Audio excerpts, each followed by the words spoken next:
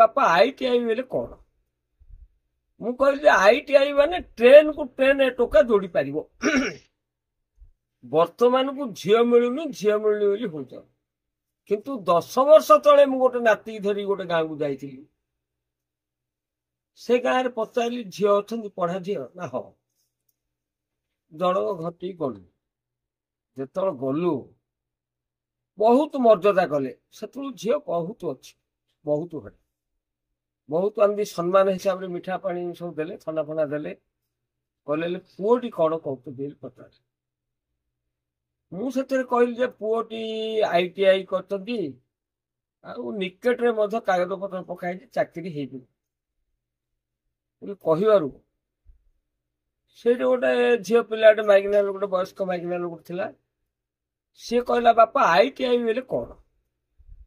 ମୁଁ କହିଲି ITI ମାନେ ଟ୍ରେନ କୁ ଟ୍ରେନ ଟୋକା ଯୋଡ଼ି ପାରିବ।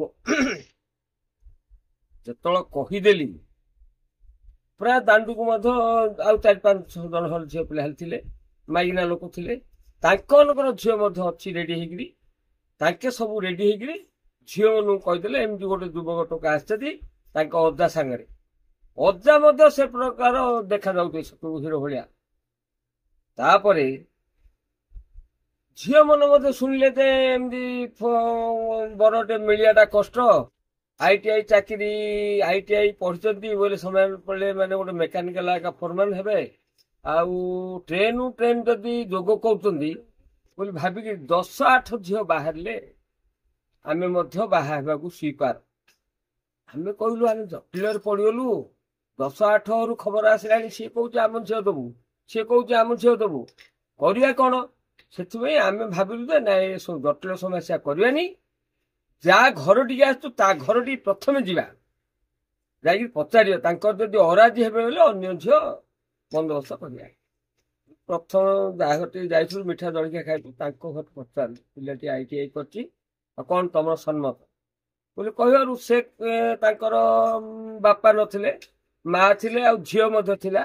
କହିଲେ ଆମର ସମ୍ମତ, ଆମେ ବାହା ହବୁ। ଝିଅ ମଧ୍ୟ 4-5ଟା ଫୁଲମାଳ ଧରି ଆଇଥିଲୁ। 4-5। ତାପରେ ମୁଁ ଭାବିଲି ହଉ ଆଙ୍କର ତ ହେଇଗଲା ବନ୍ଧୁବାନ୍ଧବ। ତାପରେ ବାହାରି ଆମେ ଶୁଣିଲୁ ଯେ ଝିଅ ପିଲାମାନେ ବାହାରିଲେ, 4-5ଟା ଦାଣ୍ଡକୁ ବାହାରିଥିଲେ ଟୋକାଟାକୁ ଫୁଲମାଳ ପକେଇଦବା। କିନ୍ତୁ ମୋର ଡର କଣ ଥିଲା, ମୁଁ ତ ବୟସ୍କ ଲୋକ ହେଲିଣି, ମୋର ଝିଅ ଶାଶୁଘର ଗଲେଣି, ମୋ ବେକରେ କୁଆଡେ ଫୁଲମାଳ ପକେଇଦେଲି। ମୁଁ ବେକୁଟା ଟେକିକିରି ଆକା ରଖିଛି। ସେ ନାତି ବେକରେ ଫୁଲମାଳ ପଡିଗଲା ଭିନେ ମତେ ମଧ୍ୟ ଭୟ ଲାଗିଲା। ଏମିତି ଝିଅ ଅପ୍ରମେୟ ଥିଲେ। ଆଜି ଦେଖ 10 ବର୍ଷ ପରେ ଝିଅ ଖୋଜିଲେ ମିଳୁନାହିଁ। କରିବା କଣ କାହିଁ କୁହ?